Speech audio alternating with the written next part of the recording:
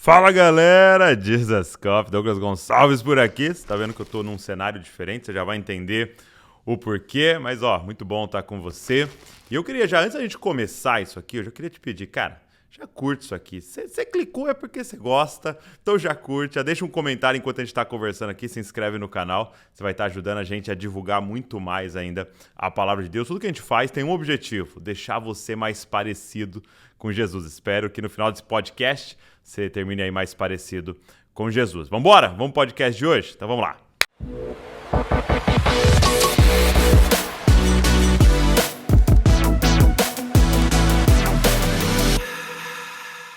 Meu amigo, e aí, André Douglas? Valadão. Muito bom, cara. Que honra, cara. Obrigado. Eu que tô honrado, irmão. Prazer estar aqui demais. Poxa, a gente tentou marcar para fazer online. Tá e vendo? Foi melhor ainda, né? Poxa, tô aqui na Lagoinha, Orlando, né? A galera toda aqui ajudando, aqui, servindo. Obrigado, viu? Toda a equipe aí por essa ajuda. E, pô, tô feliz demais de estar aqui. A gente tava vindo de viagem e tal, e o Davi, meu filho, começou a jogar o joguinho. Joguinho. E ele falou assim pra mim: pai, tô jogando aqui o joguinho do André Lavadão. Ai, meu Deus, é isso aí. Muito bonitinho, que demais, né? Ele tá com 10 anos, né? Ele tá com 8. 8 anos. E a Luísa tá com 10. A Luísa tá com 10. Muito bom. Né? Deixa eu te muito falar legal. uma coisa. Quanto tempo faz que você tá aqui nos Estados Unidos? Aqui faz 4 anos e meio. 4 anos e meio. 4 anos e meio, eu vim pra cá. Isso aí, junho de 2017. E eu ouvi você falando que a igreja tá com 4 anos, né? 4 então anos. você veio com o objetivo de plantar a igreja? Não, de Não? jeito nenhum. De jeito nenhum? Não era. Foi em 2016. Foi uma experiência muito forte que eu vivi, onde, vindo de uma viagem, o avião, quando eu pousei, a gente pousou em Belo Horizonte, eu ouvi claramente Deus falando comigo assim: você não mora mais aqui. E aquilo para mim foi muito forte, né? Você não mora mais aqui. E a sensação de pertencimento se foi. Foi uma loucura, assim. O chão saiu. Mas assim, tum. Assim, literalmente. Pousou, você não mora mais aqui e sai daqui. Você não mora mais aqui. Liguei para minha esposa ainda dentro do avião. Falei, não sei o que está acontecendo. A gente estava vivendo um dos melhores momentos já na nossa vida, né? Tanto na igreja local, na carreira, tanta coisa, e já vivendo um processo maravilhoso internamente na igreja, e veio essa voz, né? Meu Deus. Então eu passei 2016 inteiro, até o meio de 2017, buscando onde iríamos morar, né? Deus não falou, só falou para sair de lá, não falou mais nada. Aí eu já julguei para minha esposa. Sai da tua terra, no meio da tua parentela. Fala para onde é que a gente vai que eu vou. Vambora, Deus não está falando mais nada, né? E tivemos a direção de vir para cá, passar um tempo. Entendíamos que ia ser 6 meses, 1 ano. E daqui Deus ia direcionar outras coisas. E aqui estamos, cara. Aqui estamos. Nunca imaginei estar aqui morando. Nunca nem orei sobre isso, morar na América. Nunca imaginei implantar uma igreja. Mas já foi em algum momento um sonho seu assim ou nunca? Cara, não. De morar, não. Mas ver a gente sempre veio. Na minha formação foi aqui. Eu fiz teologia, música e missiologia aqui nos Estados Unidos, né? Você fez no CFNI? Fiz no CFNI a parte de música. No Rema eu fiz a parte teológica e um seminário chamado Domara, que é em Tulsa, Oklahoma, na área de missões. Aí minha formação, vim para cá com 18 anos, fiquei até os 22 anos morando aqui. Foi quando eu voltei para o Brasil e fiquei lá. Então, sempre amei muito a América no sentido de ensino, né? É um país que tem a unção do ensino, né? Mas morar, nunca imaginei. Minha vida sempre foi no Brasil, meu foco. Mas Deus muda tudo, né? Sim. Então, eu vivi um shift, assim, muito absurdo. Eu falo mesmo que eu vivo hoje o que eu não orei a respeito, né? Literalmente. Cara, e eu acho interessante essa questão, como isso acontece na nossa vida, né? Porque hoje assim, a gente usa muito o GPS, né? Então ele dá toda a direção para você ali, né? Mas quando você perde o GPS, assim, né? Muito quando forte. Deus desliga, assim, aí você é obrigado a ouvir, né? A seguir dia após dia. Para onde? E agora? Para onde eu vou? E é um exercício de dependência, né? Totalmente. Eu acho que é por isso que Deus muitas vezes só nos dá o próximo passo, assim, né? Ele tem que ser Deus, né, cara? Tem que ser Deus. Ele tem que ser Deus. E eu sou um evangelista, assim. O meu norte maior ministerial é evangelístico, assim. Para mim, aniversário de criança eu faço apelo. Né? Fala, vou lá, ó, o melhor presente que a gente pode ganhar é você aceitar Jesus. Tem alguém aqui que quer aceitar? Sim, é o meu norte de vida. É o que queima em mim. Então, quando eu cheguei, foi muito simples. Eu comecei a ver a vida das pessoas, ver a realidade eclesiástica na cidade e queimou em mim mesmo. A minha oração se tornou uma oração de compaixão. Eu e Cassiane começávamos a chorar por esse lugar, começávamos a gemer pela cidade. Aí não tem jeito, né? Aí virou isso. E começou da forma que sempre começa? Uma reunião em casa? E literalmente. Uma galerinha ali? Exatamente. Começamos em casa e na minha casa a gente ficou ali 2 reuniões. Dali a gente foi para uma igreja emprestada no meio da semana. Dessa igreja começou a crescer. Fomos para o fundo emprestado também de um restaurante. O cara emprestava o restaurante ali. E a gente fazia o culto. E tinha que fazer rapidinho no domingo tinha que ser até meio-dia, porque abriu o restaurante e tinha que ir embora, né? Aí, desse restaurante, a gente alugou uma sala num kart indoor.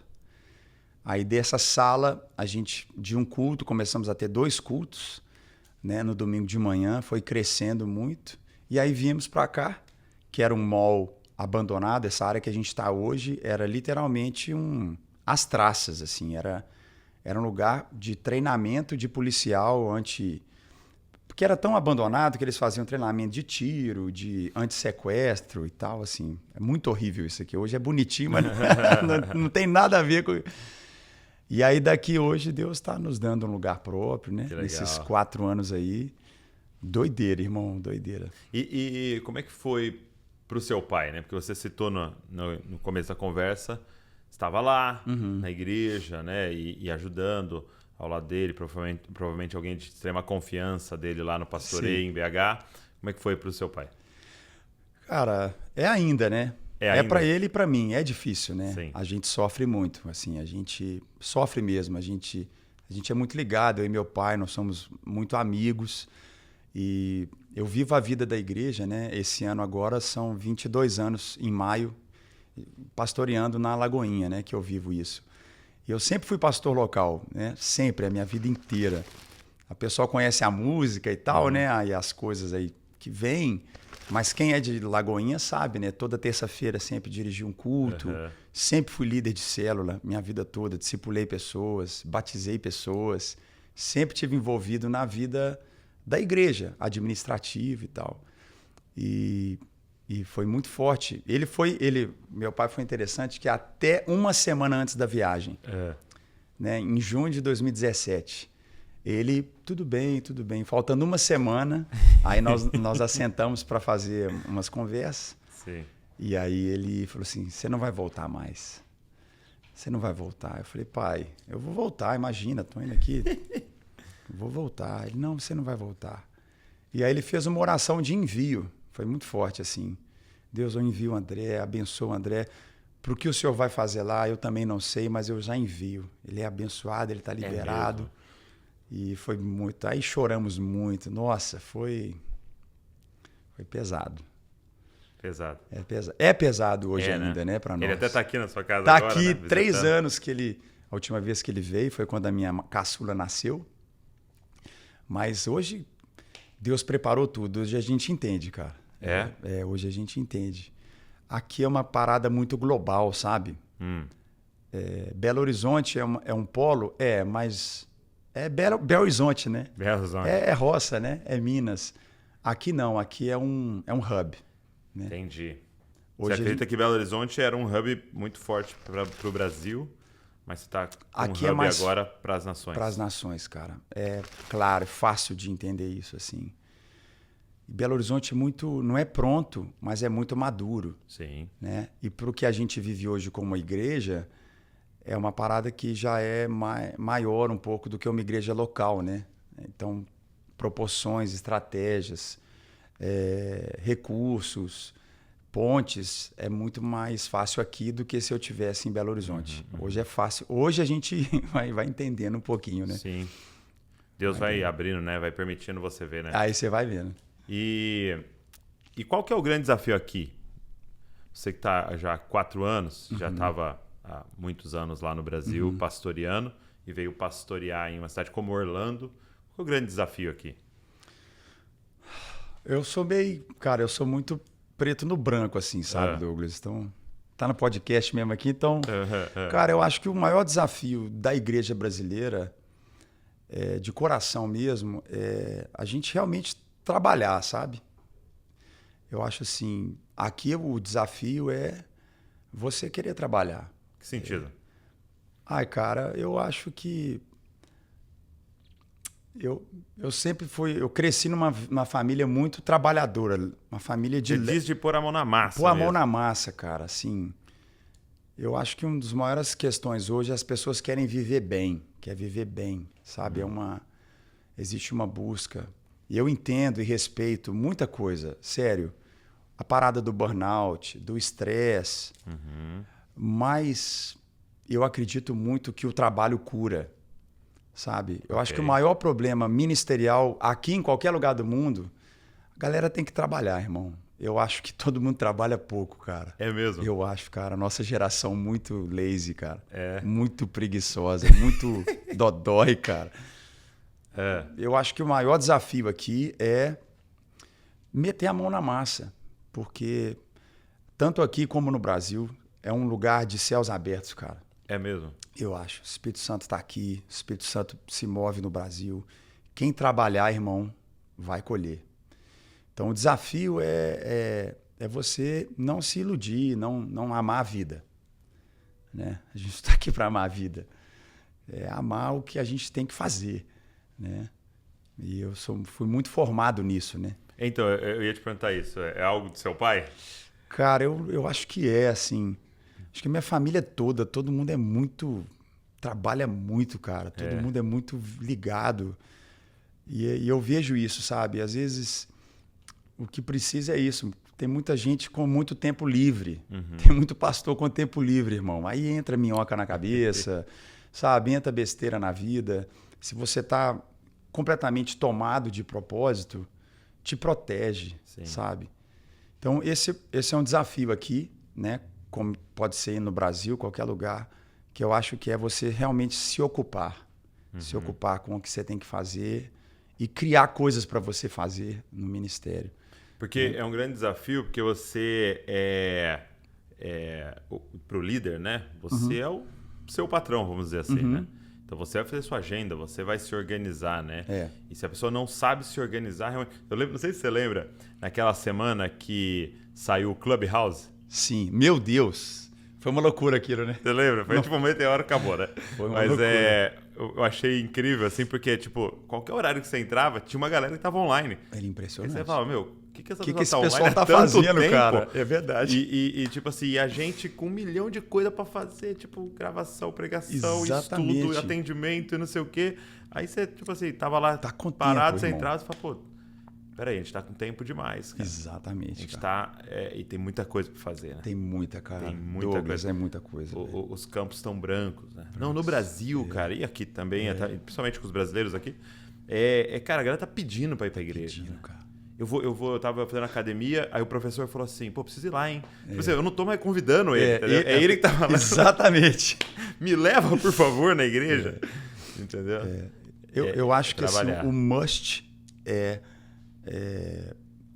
hoje o que segura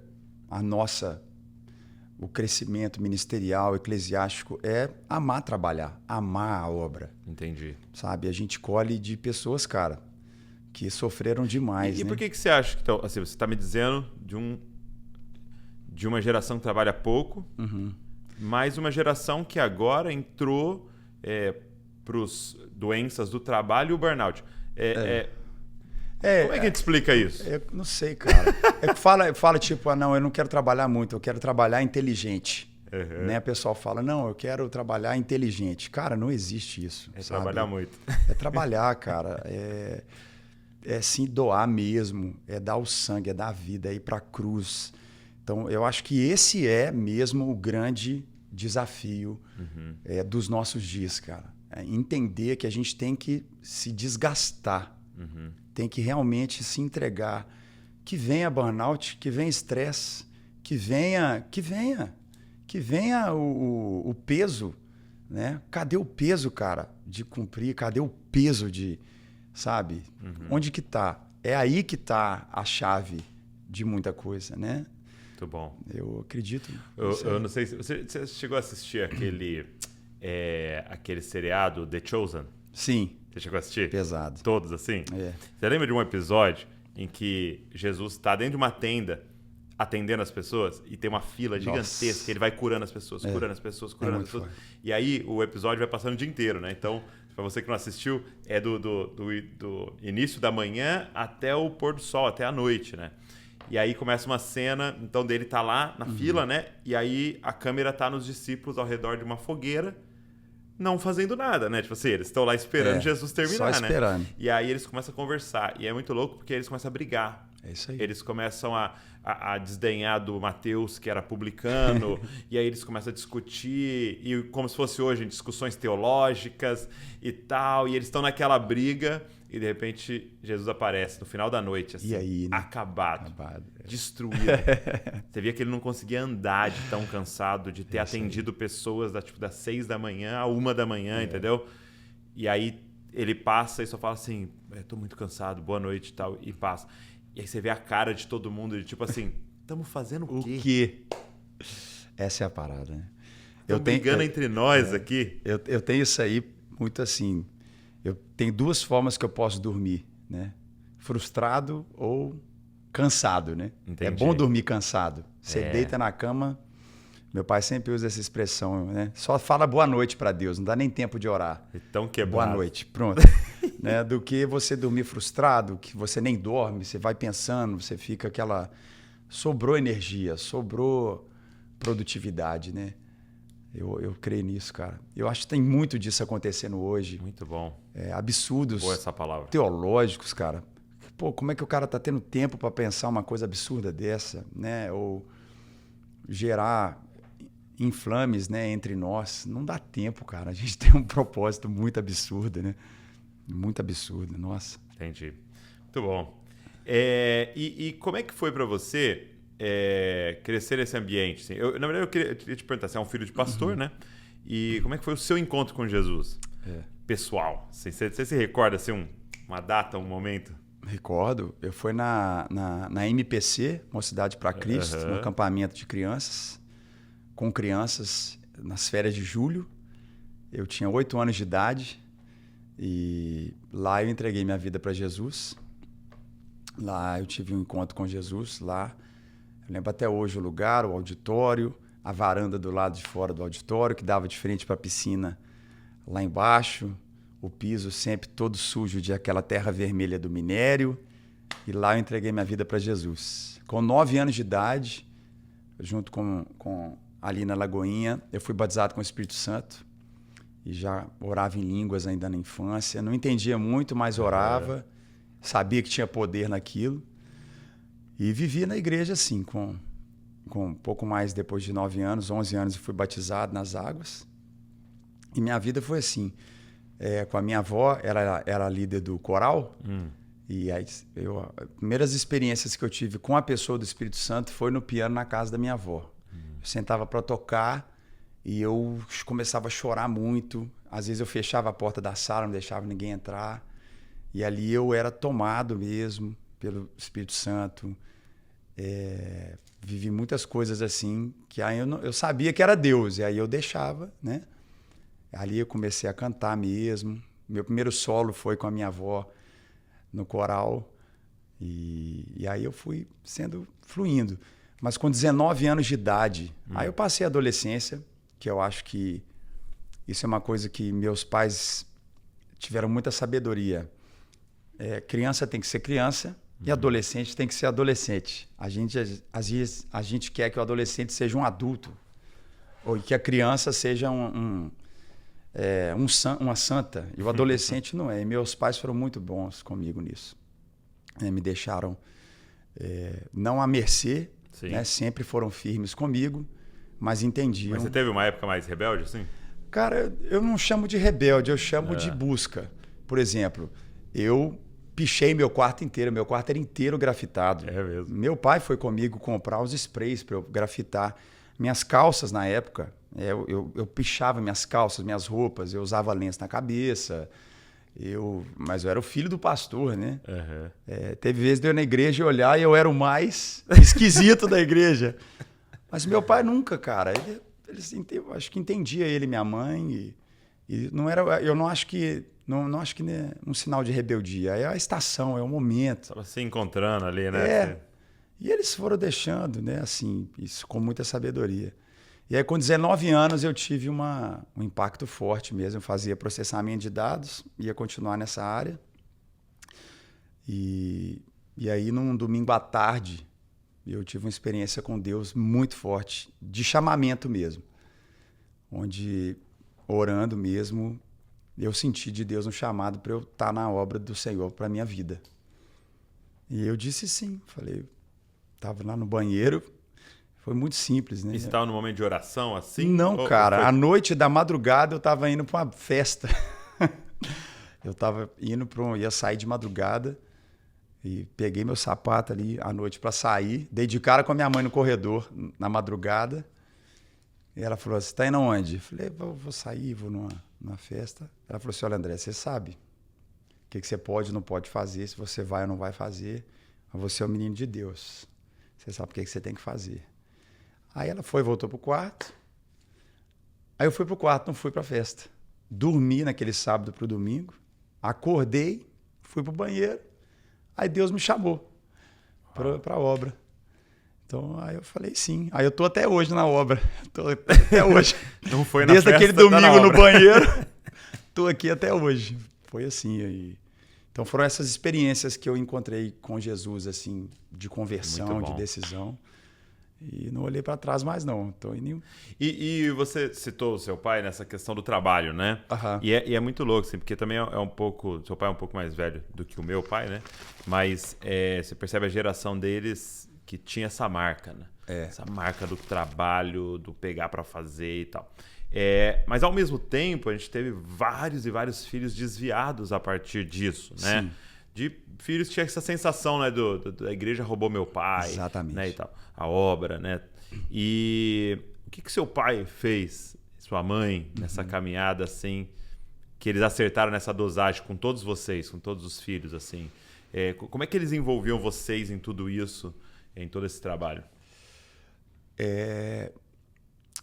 Assim, a gente foi criado, eu criei meus filhos assim também.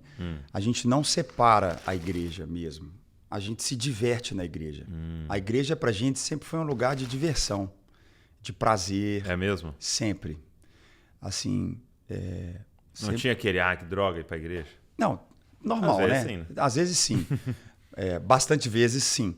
Mas não era um lugar de sofrimento. A igreja nunca foi um lugar de dor, assim, de ser a razão principal ser isso, né?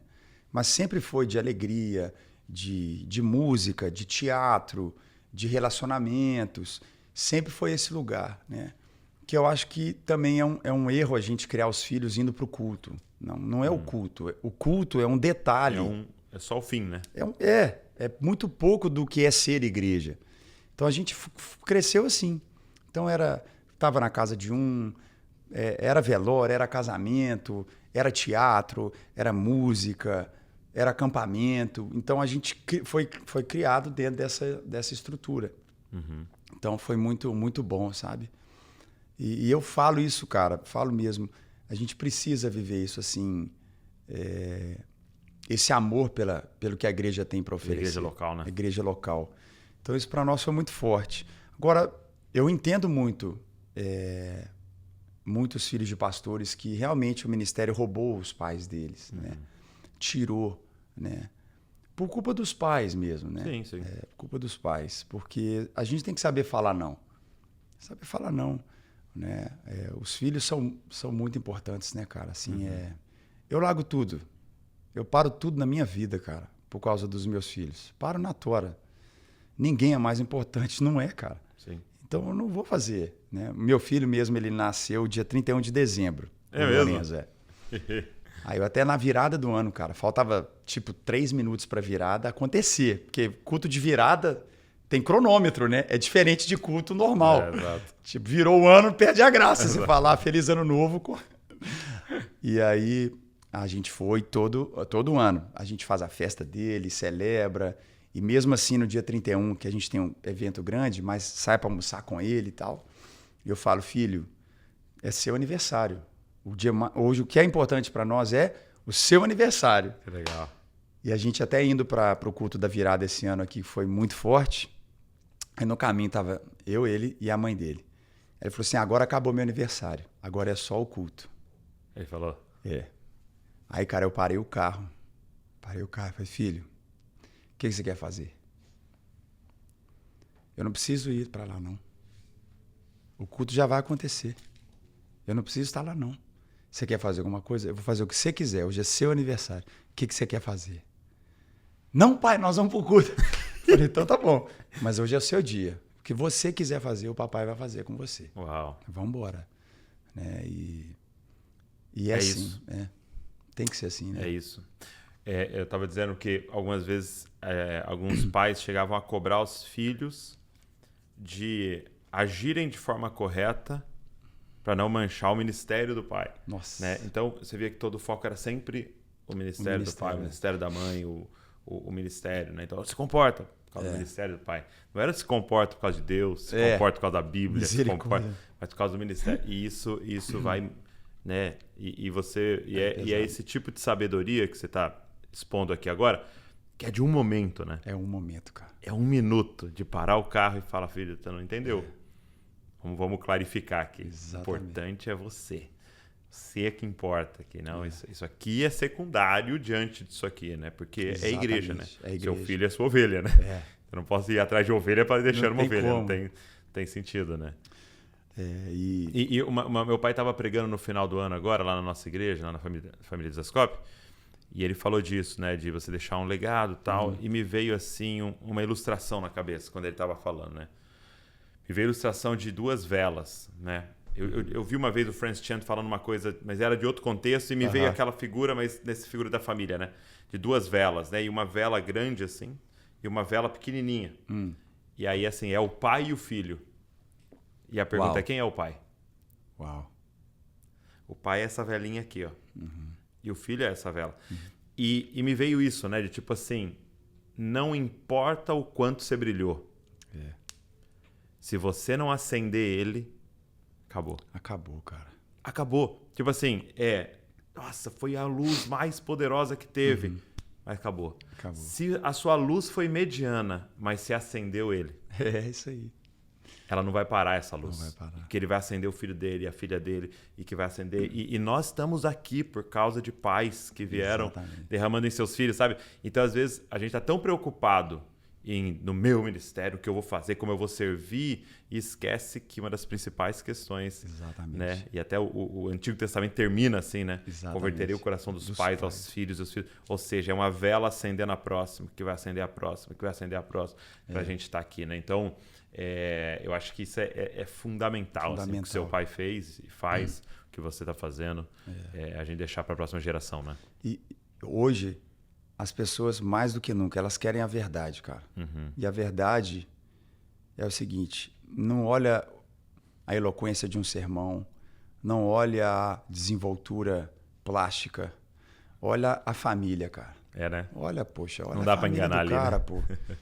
Pergunta para a esposa quem é ele, pergunta para ela, para ele quem é, sabe? É a família mesmo. As pessoas querem a verdade, né? Hoje a internet é isso, né? O que vende na internet? Verdade, né? Sim. Não é superprodução. Acabou isso, cara. É um story, né? Um story às vezes é mais visto que um programa de televisão. Exatamente. Porque eles querem ver a realidade, né? A realidade. Um alinhamento entre discurso e prática, Exatamente. Né? Isso é muito forte. Agora, com quantos anos você gravou o primeiro CD? Eu tava com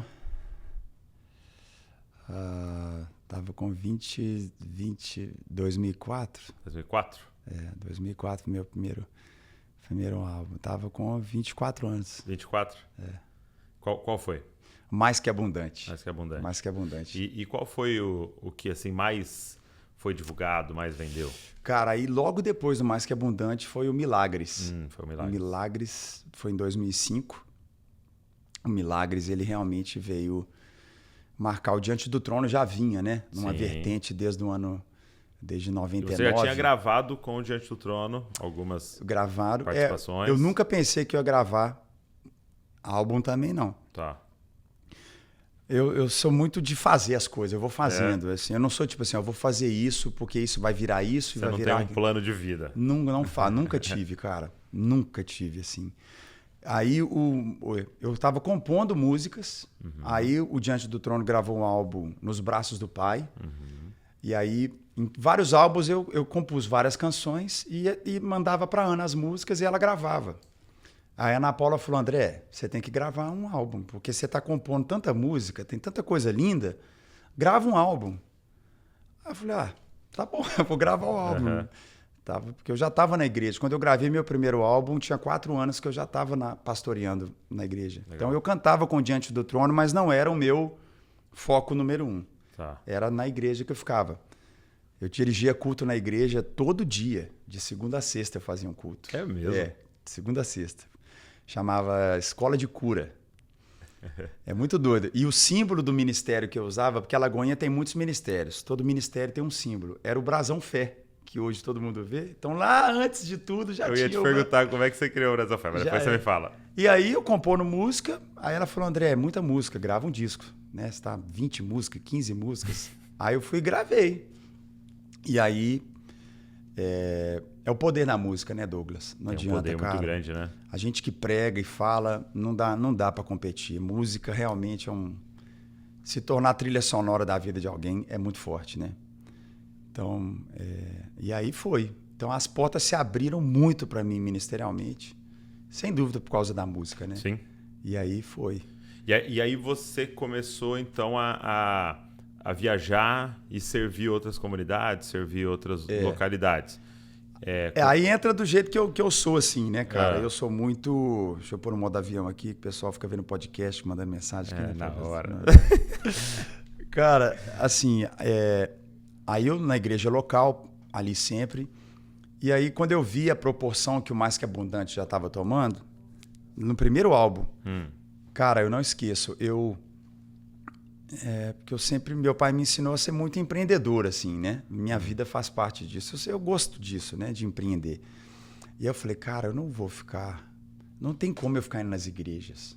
Eu nem consigo. Eu já tenho igreja. Sim. Eu já estava casado, casei em 2001. Tinha família. Eu falei, cara, não vou ficar indo nas igrejas. Eu tenho que ficar na igreja que eu pastoreio. Eu falei, não, mas eu vou... E eu vi a realidade do show business mesmo. Eu falei, não, eu vou... pro show business. Se eu for fazer alguma coisa com a minha música, eu vou fazer grande igual era o DVD que eu fiz no Mineirinho, né? Foi um projeto grande.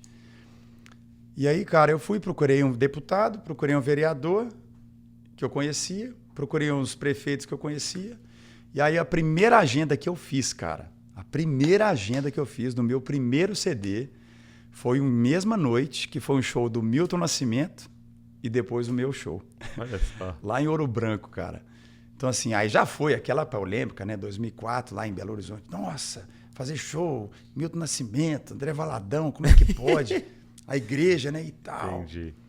E ali Deus escancarou uma porta. Que aí começou a virar aquilo, né? A gente criou uma estrutura de evento, criou uma estrutura de falar com mais pessoas, né? E aí começamos a ir em todas as feiras de exposição, em eventos mesmo grandes, né? A gente foi um dos precursores nisso aí. Aí criamos tudo, criamos os modelos de contrato, as formas de negociar, né? Barretos, né? Eu fui o primeiro artista gospel a tocar em Barretos, né? Na festa do peão mesmo, né? Tipo, nada a ver, né? Barretos, né?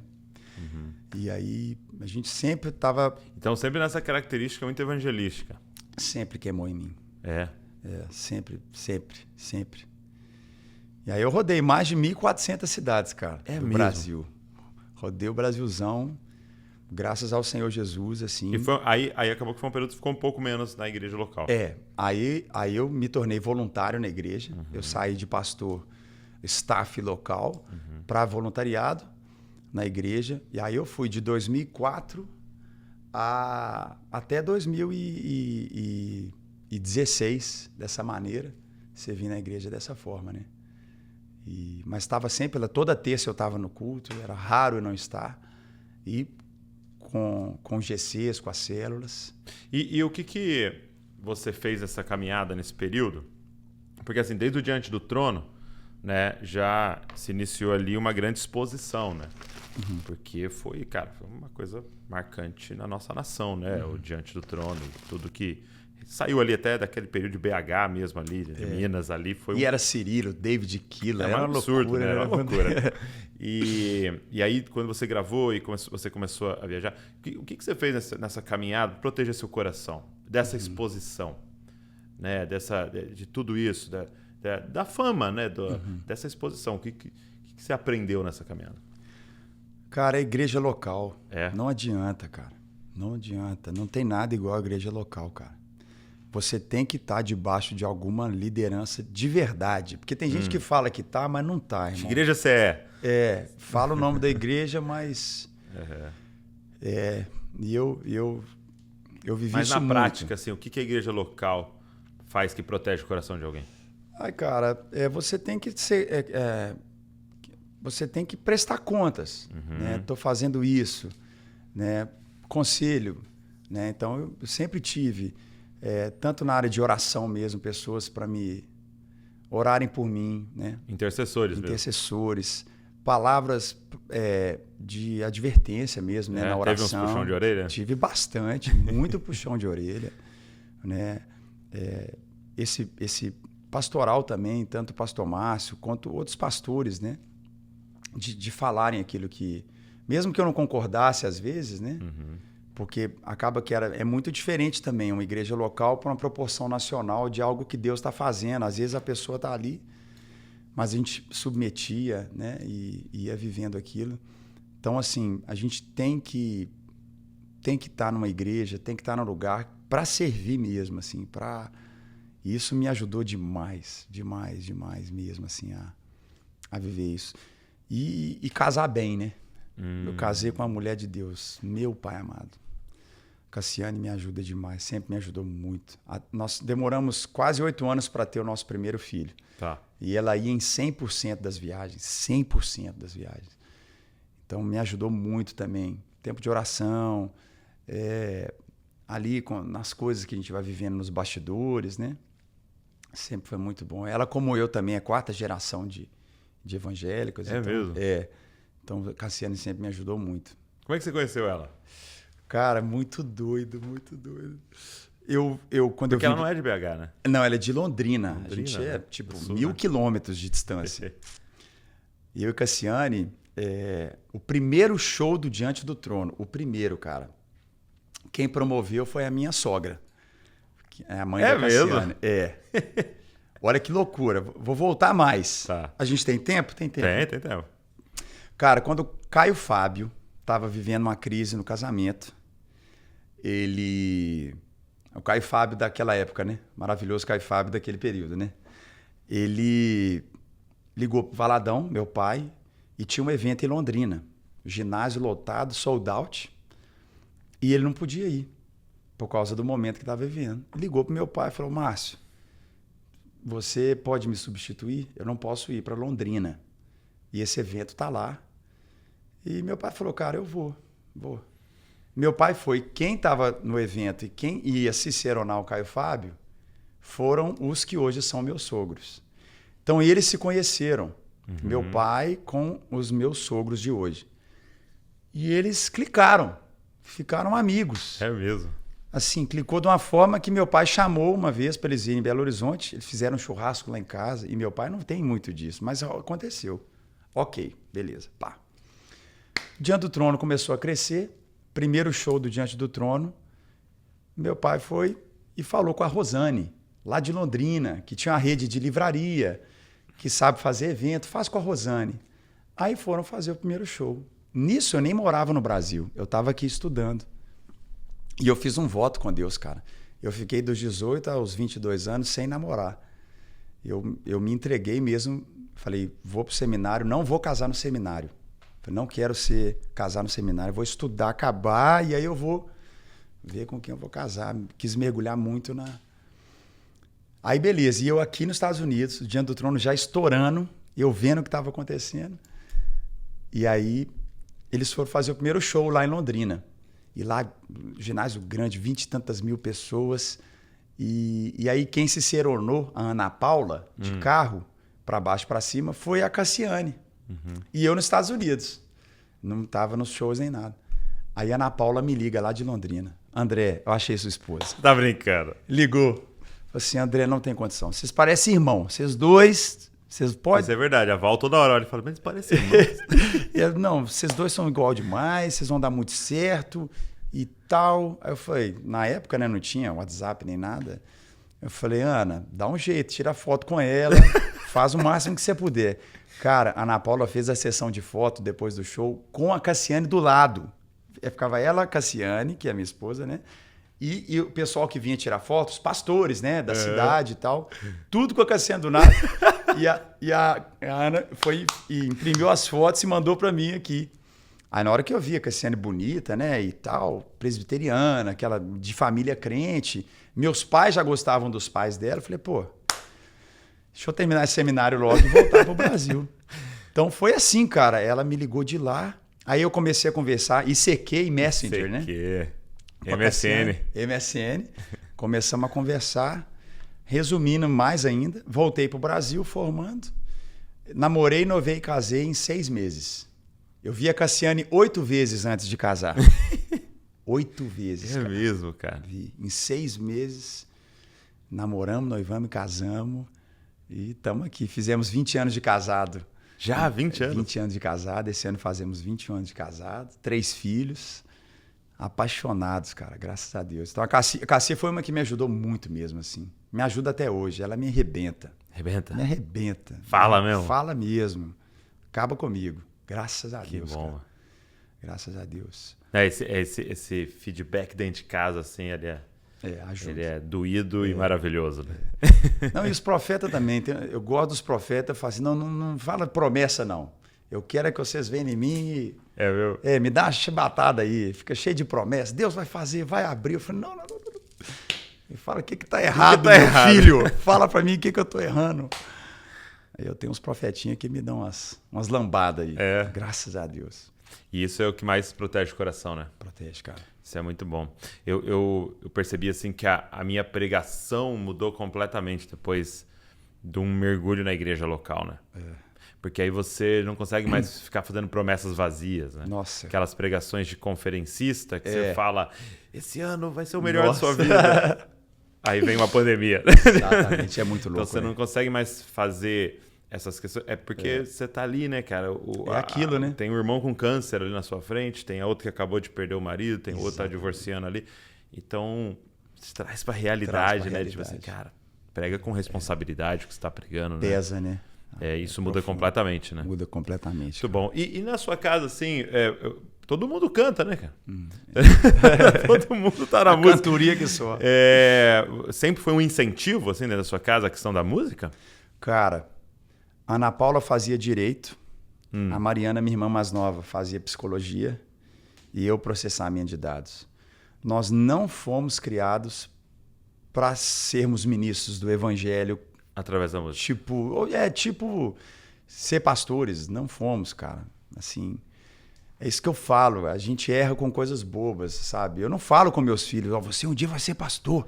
Você fica direito porque você... Não existe isso, não pode existir isso. Se tem algum pastor assistindo, não faça isso com seus filhos, cara. Meu pai nunca me chamou de pastorzinho, sabe? Assim, era natural, era igreja, era a vida com Deus. Então, assim, aí a gente sempre cantou. Meu pai também não é bobo, né? Então, nossos pais, né? Então, aprendemos a tocar instrumento, a cantar, né? Mas eles te colocaram em aula de música, mas nada tudo normal. Nada... Mas sempre despontamos, né? A Ana sempre cantou, foi solista na escola e tudo. Eu também sempre festival de música, ganhava tudo, né, na escola. Aí tava na gente, né? Tava na gente. Mas sempre muito sem intenção mesmo, assim, na questão ministerial, né? E hoje, cara, eu falo assim, que a gente é a geração da sucessão, né, Douglas? A gente é a geração que tá vendo virar tudo. Politicamente, nós estamos vendo uma mudança em todo o quadro político, né? Aqueles que estão lá há 30, 40 anos já estão saindo, entrando numa geração nova. A gente vê no mercado a transferência de riqueza, está trocando de mão, né? E na igreja também, né? Está tendo toda uma mudança disso, né? E eu vejo isso muito importante porque muitos ministérios, cara, eles secam porque tem pastores que entendem que o ministério ele é hereditário. Eles tratam a igreja como algo hereditário, e não é, cara. Às vezes era o líder dos jovens lá que tinha que assumir o pastorado daquela igreja, aí coloca o filho do pastor lá para assumir. Você tá entendendo o que eu tô falando? Tô entendendo o que você tá falando. Igreja não é uma parada hereditária. Não. Acontece. Sim. Acontece. Mas nós não podemos encarar dessa forma, que o filho do pastor tem que ser o pastor sucessor, né? Que o genro que casou com a filha do pastor é o pastor sucessor. Para com isso. Né? E muitas vezes só é uma questão de querer manter o poder, né, na sua família, né? É uma parada que não faz isso. Tem nada a ver com o evangelho, né? Não faz isso, sabe? Às vezes o menino tinha... Então, assim, esse cuidado a gente teve. Sempre cantamos, fomos sempre artistas, né? Minha família tem muitos artistas, assim. Tem gente que dança, tem gente que pinta, tem gente que escreve, que canta. A nossa família é muito, muito doida, né? Família de artista é todo mundo maluco, né? Mas não assim, você vai ser pastor porque tem que... Nunca teve. Entendi. Não pode ter, cara. Não pode ter. Não pode porque, cara, já é difícil sendo chamado. Imagina se você se enfiar lá sem você ter sido chamado. É algo terrível, tudo, né? Muito bom. Agora, você sempre foi conhecido com a música, né? Com as ministrações, com a Lagoinha e tal. E agora você é conhecido pelo cara que responde perguntas. Que doideira. Cara, quando é que foi qual foi o momento que você falou assim, cara, eu vou fazer essa parada aqui? Foi um dia, uma pergunta que você respondeu? O que foi? Foi uma pergunta, cara. Foi uma pergunta? Uma pergunta que aí eu assustei. É assim, eu acho interessante contar, sendo espiritual sobre esse assunto. Em setembro de 2019, eu respondi uma pergunta, uma caixinha de pergunta que eu escrevi sobre homossexual na igreja. Eu respondi, cara. Né? Você... nem lembro direito a pergunta. Eu sei que eu respondi a respeito da vida cristã, né? O que a gente tem que assumir como um cristão e não permitir na vida da igreja. Não é estar na igreja, mas a vida da igreja, ser membro, ser líder. Só que eu respondi, eu escrevi. E aí tomou uma outra proporção, cara. Virou uma loucura, virou um tanto de coisa, né, cara? Assim, as pessoas tomaram aquilo, interpretaram da maneira que quiseram e ela tomou proporção. Quando eu respondi aquilo, foi terrível, cara. Foi um inferno. Assim, a gente ficou bem triste. Fiquei bem triste. Só que eu respondi e eu vi, assim, falei, cara, não vale a pena responder pergunta escrevendo. As pessoas interpretam de um jeito... Coloca até o tom de voz que quiser e tudo. Os caras interpretaram tudo errado do que eu escrevi aqui, que coisa. Aí, beleza. Aí passou um tempo e aí eu fui e respondi, comecei a responder pergunta com vídeo. E foi uma pergunta boba, né? Você acha que a igreja vai subir antes da tribulação, depois, né? As benditas. Eu falei assim, cara, respondi assim, se vai ser antes ou vai ser depois, vai acontecer. Então faz o seguinte, seja crente. Seja crente. E acabou. Crente. Aí isso mas explodiu mesmo. Tipo, foi... Eu falei, gente... Quantas assim, você lembra? Ai, cara, foi a primeira pergunta que eu fiz assim com vídeo, mas foi para mais de 1 milhão de views. Mais de, tipo, em menos de um dia. Entendi. Mais de 1 milhão de views. Aí eu falei, cara... Interessante. Aí eu continuei respondendo a pergunta. E eu continuei nessa visão de conversar mesmo. Uhum. E aí virou isso aí, cara. Todo dia, vai de 80, 130, 140 mil perguntas que chega na caixa. Chega 140 mil perguntas? Por dia. Por dia, cara. E aí virou uma alegria. Como é que assim. você... Aí você vai rodando lá e escolhe. Eu vou aleatório. Eu né? meto o dedo, onde para eu vou e respondo. Você faz assim? Eu faço. É mesmo? Meto o dedo, paro e respondo. E aí vai. E aí eu vi, cara, assim, com o tempo, né? Que as pessoas querem conversar, né? As pessoas querem conversar, cara. Você canta, você prega, mas elas querem conversar. Aí eu fiz disso uma conversa mesmo. Eu fico conversando com as pessoas. Tem de tudo, né? Mas é conversa. A maioria tem muita pergunta que eu não ponho no Instagram porque o Instagram é a partir de 13 anos de idade, né? Mas as crianças usam o Instagram. Sim, sim. Tipo, tem muita pergunta Não dá, doida, é pesado, não dá. Se eu pudesse, né? Mas é isso aí, assim. Aí virou isso, cara. Aí eu fui vendo uma estratégia que eu vi que deu certo também, que era não ficar usando nem versículo bíblico. Tipo, só responder mesmo.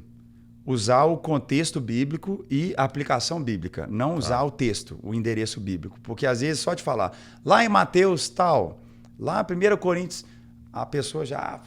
Então já pega e fala o princípio. Entendi. Então o que eu faço é isso, eu aplico na resposta. E aí uma semente entra ali. Fica a sementinha. E você estava me falando até ontem na nossa conversa que na métrica você tem muitas pessoas que não são da igreja, não são convertidas, que acompanham. Não, hoje mais de 60% de quem consome as perguntas nem me seguem. Mais de 60%? Mais de 60% nem me seguem. Nem me seguem. E do que a gente vive hoje, já sempre foi bastante também, mas hoje mais de 40% não são evangélicos. Né? Então, assim, eu acho legal, porque assim, o pessoal hoje entende mais. O novo convertido, o novo na fé, ele tem uma pergunta mesmo. É pecado ou não é? Essa é a pergunta de quem está vindo para Jesus. Está na dúvida ela mesmo. Ela não é irrelevante. Ela é relevante. Ela mostra a vida. Depois a pergunta vai ser qual? O meu chamado, meu propósito. Mas todos nós começamos entendendo o que é pecado ou não é. Então, assim, é uma parcela de pessoas, são milhões de pessoas que estão vindo para Jesus, cara. Entendeu? Elas não vão ficar na pergunta é pecado ou não é o resto da vida. Elas vão mudar de pergunta um dia.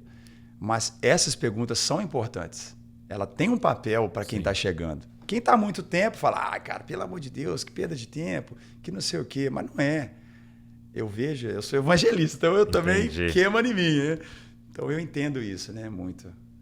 Então, assim, qual é o assunto que mais chega? Se você fosse fazer uma análise mental aí, assim... Cara, eu vou te falar assuntos que chegam para até incentivar quem está online, tá? Eu vou falar uma coisa séria. Eu não conheço alguém, hoje ainda, não conheço, cara, que a vida dele ou de um casal seja pornografia. Tipo, não tem outro assunto, não existe. Masturbação, pornografia, não existe. Que a pessoa só fala disso, entendeu? Eu recebo muita pergunta sobre... Você diz, você não conhece um casal que grava sobre isso? Não, é só isso a vida. Que produz Eu quero encorajar quem está nesse podcast. Entendi. Faça disso a sua vida. Entendi. Estude sobre sexo anal, pornografia, masturbação. Faça disso a sua vida, porque não temos... É o ministério mesmo. Eu não conheço, cara. Assim, que é só isso. Entendi. Tipo, não tem outro assunto. A pessoa vai tomar aquilo porque é uma realidade, cara. Então, tem muita pergunta sobre pornografia, sexo anal, masturbação. Muito forte, muito forte. Sobre bebida alcoólica, os crentes estão bebendo. Você não é crente, não. A melhor pra mim foi essa. Tem muita pergunta sobre bebida aqui. Vocês estão bebendo, vocês não são crente, não. Gente, tá bebendo. Muita pergunta de bebida. E, cara, infelizmente... Muita pergunta de usos e costumes, né? Né? É roupa, é depilação. E é real, cara, assim. Perguntas de verdade. De verdade. Eu entro às vezes, né? Eu respondo e depois eu vou lá e falo, meu Deus, deixa eu ver quem é esse ser humano. Aí você vê as fotos. Né? Então, muito. Eu lembro uma vez que a Val me mostrou que alguém perguntou para ela assim: é pecado eu ler a Bíblia comendo? Cara. Aí ela, acho que ela até respondeu, tipo, não, cara, lê a Bíblia tomando banho, lê a Bíblia, todo lugar que você puder, leia a sua Bíblia.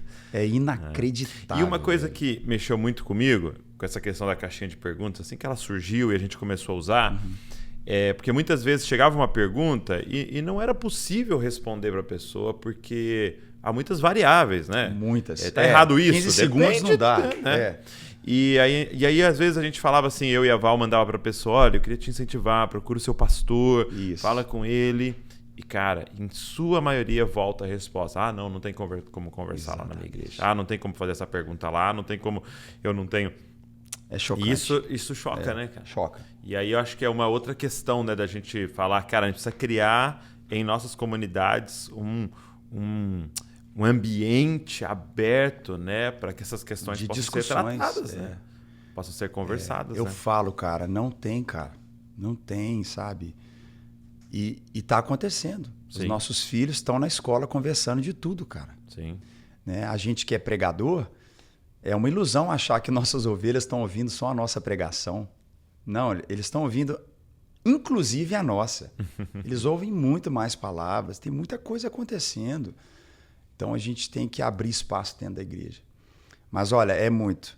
É pornografia, masturbação, sexo anal, bebida, usos e costumes ridículos, né? Usos e costumes, assim, coisa absurda mesmo, que entra. E aí vem política, né? Entra bastante também. Tem de tudo, né? Tem de tudo. Muito bom. Muito bom, eu gosto. E como é que você lida com essa questão do hater? Né? Eu sei que em alguns momentos da sua vida isso já aconteceu, como você citou agora dessa resposta. Isso que eu queria falar, desculpa, que aí a mesma caixinha de pergunta, que foi um inferno na minha vida, Deus usou a mesma estratégia de caixinha de pergunta para virar o que virou, né, cara? Isso que eu queria falar assim. Entendi. Legal, né? Esse paralelo como que você ia fazer. Deus usou uma... Sim, né? muito bom. Muito doido. Você poderia olhar e falar, eu não vou mais fazer Nunca esse mais negócio eu vou aqui. fazer Pelo amor de caixinha de Deus. pergunta. Entendi. E como é que você lida com isso? Tipo assim, essa situação e provavelmente outras vezes já aconteceu de pessoas que criticam, que mandam. E cara, eu ouvi uma vez uma pregação lê os comentários, você lê não os seus leio DMs. muito. Eu tenho um voto com Deus, cara. Né, assim, desde... Nossa! Já tem...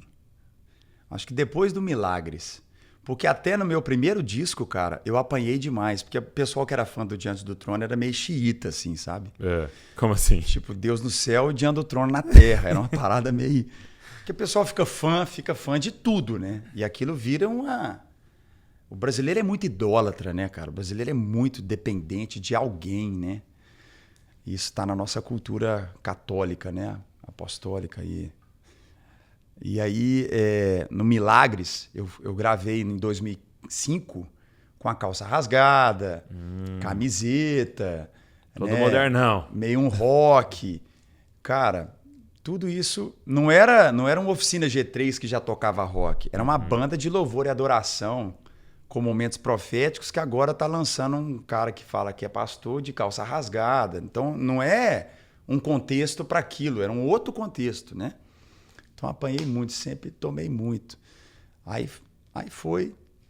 Mas eu não esqueço, nessa época, quando eu morei nos Estados Unidos, em Dallas, eu frequentava a igreja do T.D. Jakes. Ah, é? Frequentei 1 ano lá. Potter's House. Ele também tinha acabado de mudar, né? Em 98 para Dallas. Tinha vindo para começar da igreja há pouco tempo. E eu não esqueço, cara, aquela palavra mudou minha vida para sempre. Que é sobre quem você ouve. Quem você ouve, né? Que foi o momento em que Deus falou para Jesus, assim que ele se levanta daquele batismo. Jesus não precisava ser batizado aos olhos naturais por João Batista. Ele estava em obediência para que se cumpra a palavra, ele disse, né? Isaías. E Deus falou, esse é meu filho amado em quem me compraz. Dali ele foi para o deserto e por várias vezes Satanás dizia, se você é filho de Deus. Né? Então ele podia ouvir ou a afirmação de Deus dizendo, você é o meu filho, ou a Satanás dizendo, se você é filho. Então essa pregação do T.D. Jakes mudou meu rumo de vida. É sobre quem você ouve. Quem você ouve. Então, assim, quem eu vou ouvir? Eu vou ouvir minha esposa, cara. Eu vou ouvir meus líderes. Sim. Eu vou ouvir as pessoas que convivem comigo. Eu não vou ouvir uma pessoa que eu nunca vi na vida e comentou alguma coisa no meu Instagram. Eu não vou ouvir essa pessoa, eu não posso, né? E isso é para todos nós, né? Nós precisamos ouvir quem nos ama, quem nos conhece. Então não é sobre não ouvir ninguém, né? É sobre ouvir a pessoa certa. Exato, ouvir as pessoas certas, principalmente quem está ao seu redor, né? Porque eu vejo a galera desses dois extremos, né? Ouve todo mundo e não faz nada, Não né? faz nada. Ou não quer ouvir ninguém, né? Não importa o que vão falar, eu vou fazer. Não é calma. isso nunca. Mas tá são louco. as pessoas certas. As pessoas certas. Aí eu aprendi a lidar muito. Então esse voto que você fez com Deus foi nesse sentido? Não, porque aí eu não entro em blog nenhum, cara. Eu não entro em nada, portal nenhum. De nada. De nada, cara. Eu nem sei nome de portal gospel. Nenhum, porque aí eu entrei nesse meio, né? E eu fiz um voto com Deus. Mas aí teve uma época que você entrou não. e isso fazia mal pra você? Eu comecei a entrar e fui decisão? vendo o que era, aí me fez mal, e eu fiz um voto com Deus e eu vivo ela até hoje. Eu não entro em nenhum portal de notícia, de nada. Posso até dar entrevista para um portal, mas eu não entro de notícia. Você nem lê. Não leio nada. Não entro, não leio, não vejo. Não me faz bem demais, assim. Não dá tempo. Não faço. Tá trabalhando muito também, né? Não dá tempo. Não faço, Douglas. Não entro, cara. Até hoje, nunca entrei e vou embora. Tem gente que vive só das notícias, né? Tem gente que senta na mesa para ficar falando de artista, né? Assim, a vida deles é ficar falando dos outros e fala até secular mesmo, né? Fica seguindo Instagram de notícia de artista. Crente mesmo. Sim. Cara, pelo amor de Deus, não dá. Né? E aí... Isso foi protegendo. Muito Me bom. protegeu. Muito bom. Protegeu mesmo. Isso é muito importante, né? Porque senão realmente você acaba não vivendo de acordo com a revelação de Deus, né? Mas em reação ao que os outros estão fazendo. Exato. Porque é muito desafiador, né? Então, por exemplo, você responde algo e as pessoas criticam, aí na próxima vez você já fica não pensando o que Deus... O que a palavra de Deus quer que eu diga, mas você já começa a pensar o que vão gostar, o que não vão gostar, será que vão criticar? E aí você já vai contaminando, né, sua pregação, seu vídeo, seu post. Quando eu vejo algum comentário, às vezes a Cassiane comenta, aí você viu o que falaram e tal? Aí eu vejo. Então eu respondo a pergunta e também não vejo comentário, eu vou só fazendo. E vamos embora, cara. Aí tem gente que xinga muito, tem comentário que eu sei que virou só xingamento e tal, mas eu não li mesmo. E é interessante que a galera começa eles mesmo brigar sozinha ali. Nossa, Bira, uma doideira. Porque aí uma galera vem te defender que gosta de você, aí outros que não gostam. É muito legal, muito legal. Muito feliz. É muito feliz isso. Muito bom, cara. Nossa. Eu tive um amigo que uma vez ele comprou um iPad, e aí ele todo feliz comprou. Um cara conhecido, assim. E aí ele começou a entrar nos portais, cara. E ele não tinha muito acesso e tal. E ele ficou tão triste, ele ficou tão mal, cara, que aí eu fiz ele fazer um voto. Falei, faz igual eu, cara. Vou fazer um voto com Deus aqui. Você não vai entrar em nada de nada, nunca na sua vida, cara. Você vai só realizar. Realiza, meu irmão, vamos embora. E aí ele tá até hoje também. Só fazendo, vamos embora. Trabalhando. Trabalhando. Muito bom, cara. Muito feliz. E... qual que é o seu sonho, assim, daqui pra frente, assim? O que você tem sonhado aí? Talvez não tão a longo prazo, você disse que você não joga lá na frente, mas, assim, para essa próxima temporada, assim, Douglas, você tá cara, olhando? assim, eu sou assim, eu quero uma casa para morar, um carro para eu andar e umas viagens boas para fazer. E é o que eu tenho um carro, eu tenho uma casa e eu viajo com a minha família, assim. Eu vivo o sonho, cara. Eu vivo um sonho, assim, mesmo. Eu, André, pessoal, é isso, cara. Essa é a minha vida, cara. E como igreja, como Lagoinha, Orlando? Como Lagoinha, hoje a gente vive um tempo melhor de todos, cara. Assim, a gente hoje se tornou uma denominação, né? A Lagoinha hoje nós somos quase 700 igrejas, né? Meu pai é o presidente, eu sou vice-presidente da denominação. Nós nos reunimos incansavelmente, todas as semanas, com os pastores. Você reúne online toda semana? Online toda semana. E individualmente a gente tem as mentorias com eles, né? Toda a base da Lagoinha, os nossos pastores regionais, nós somos em 16, eles são meus irmãos, cara. Assim, todos nós estamos juntos a minha vida inteira. Então, a gente é uma família. Então, o meu sonho é poder continuar isso que a gente já vive, sabe? Eu só não quero atrapalhar, não quero ajudar Deus, não. Meu sonho é não atrapalhar. Então, eu vivo isso. E, pessoalmente, cara, eu tendo uma casinha, tendo meu carrinho para passear com a minha esposa, pegar meus filhos, poder ajudar e viajar de vez em quando, tá tudo certo. E não tem muito... E vamos embora. Vamos trabalhar. Vamos trabalhar, cara. Trabalhar. Tem muito trabalho. Nossa, é pouco. Tem muita coisa para fazer, cara. Encorajo todo mundo. Demais. A gente faz muito pouco ainda, cara. Faz muito pouco, cara. A igreja tem que ser mais agressiva. A gente tem que ter mais voz. Esses dias eu fiz uma conferência de política aqui na igreja, né? A Governe. Cara, vamos falar. Tá muito sério. Tá ficando normal o que não é normal, né? É muito sério. A gente tem que falar, a gente tem que posicionar, a gente tem que voltar para o Criador, para as bases da criação. A gente tem que falar sobre tudo. Não pode se calar. Muito bom. Então, o meu sonho é continuar aí, a gente... Espalhar pelo mundo inteiro. Espalhar pelo mundo inteiro, cara.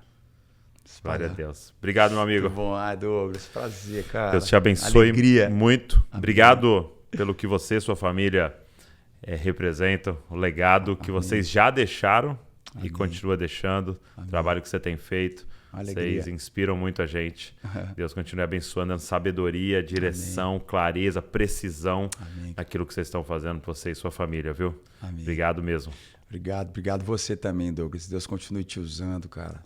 Toda a sua família, Amém. Val, seus pais, que cada vez mais, assim, o Jesus Copy viva mesmo, assim, sendo essa cópia linda de Cristo, né, cara? Discípulos de verdade. Que Deus te abençoe. Obrigado. Alegria estar aí no podcast com todo mundo aí. Demais. Obrigado por você que ficou aqui com a gente, assistiu, ouviu. E eu queria te encorajar, cara. Se algo aqui ministrou seu coração, você até lembrou de alguém ouvindo, pega o link, manda pra galera aí. Deixa um comentário também que Deus ministrou no seu coração durante esse bate-papo aqui. E se você não é inscrito no canal, aperta aí, se inscreve para você receber tudo que a gente tem produzido. Deus abençoe você e não se esqueça, você é uma cópia de Jesus. Valeu!